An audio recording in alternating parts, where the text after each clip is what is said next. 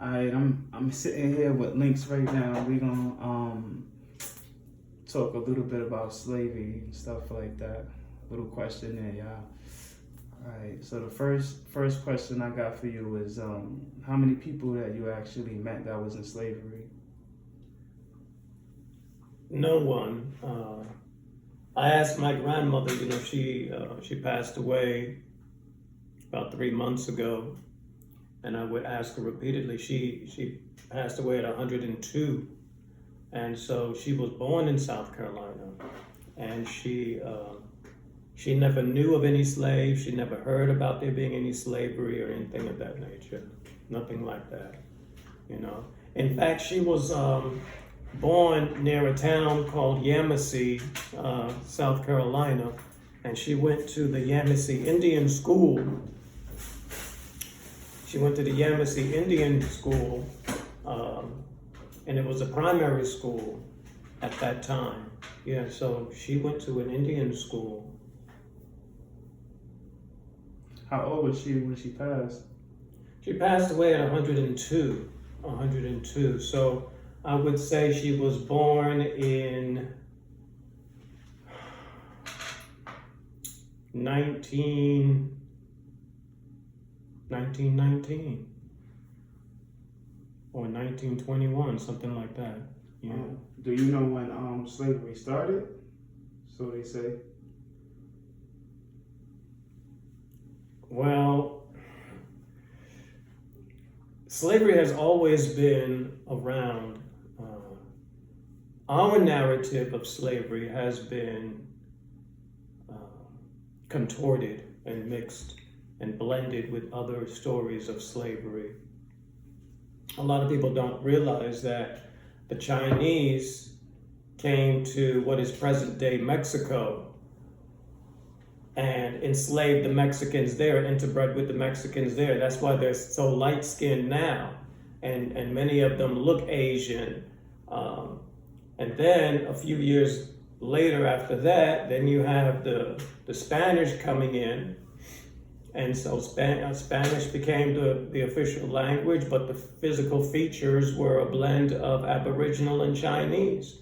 And that's why you have so many Mexicans looking light-skinned and everyone, trying to pass for another form of white.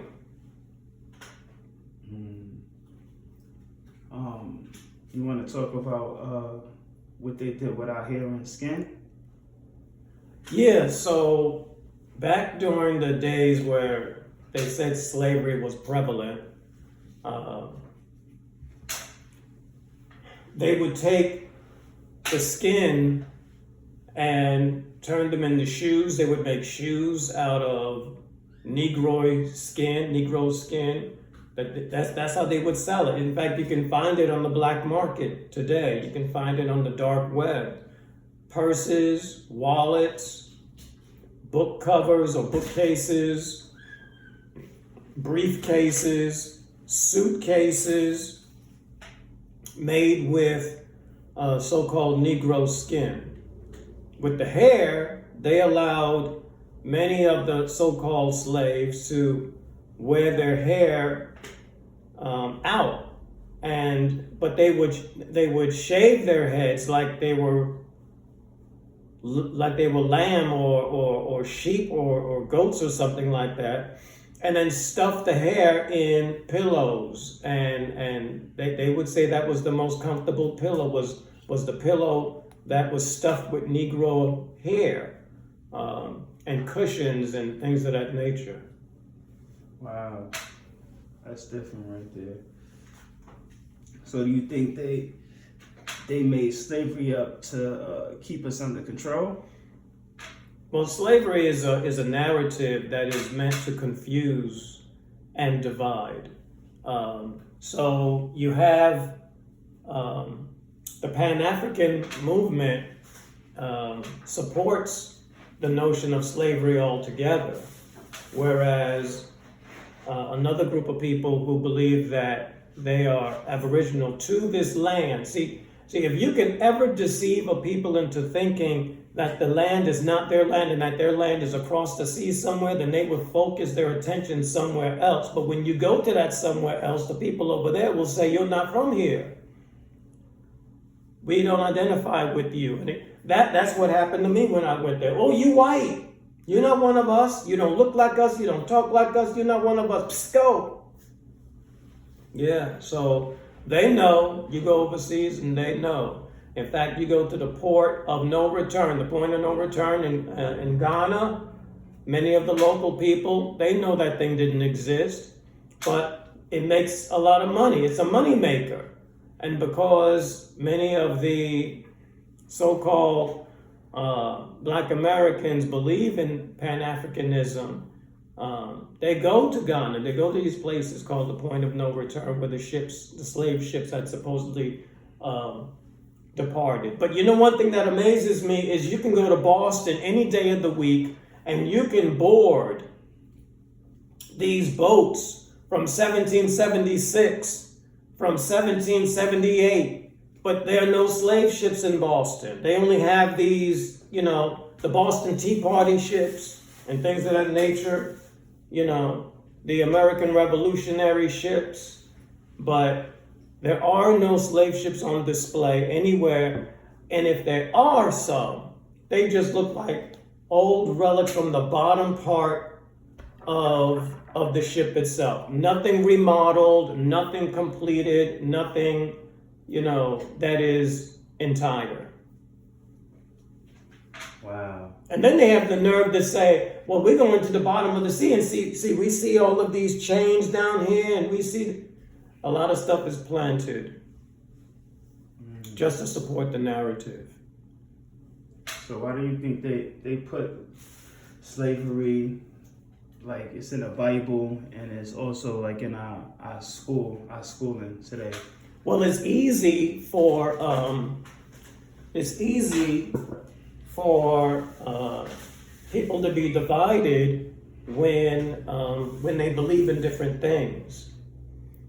There is the so-called Slaves Bible, where 80% of the Bible that we know of today was taken out. And any type of uprising or revolts or independence or success was basically taken out because it didn't support the narrative of slavery. Wow. That's different. Anything else you have to say, like, on this matter about it? Well, I was born in 1966, toward the, I guess in the tail end of the civil rights movement as we know it. And during that time, there were many narratives being created, you know. So a lot of people think that integration was a good thing, and it actually wasn't, because when we were segregated, we had our black banks, we had our black financial institutions, black lenders, black farmers.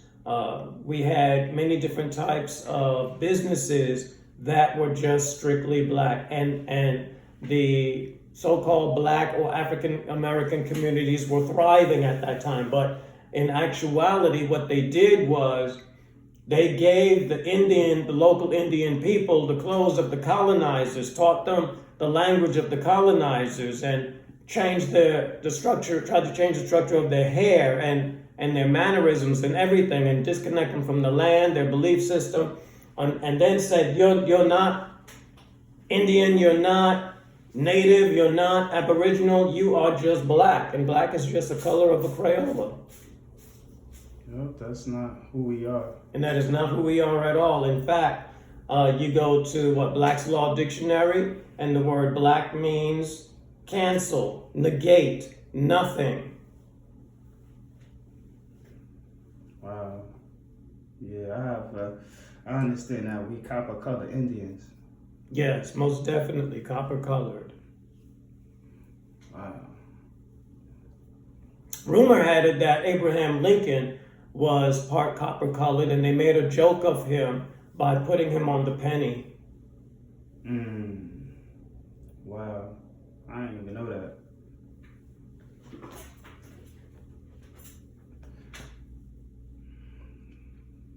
Well, that concludes our interview for just now. This is part one. When we figure out more on this subject, I'm gonna make a part two for this, y'all. All right. Thanks for your time.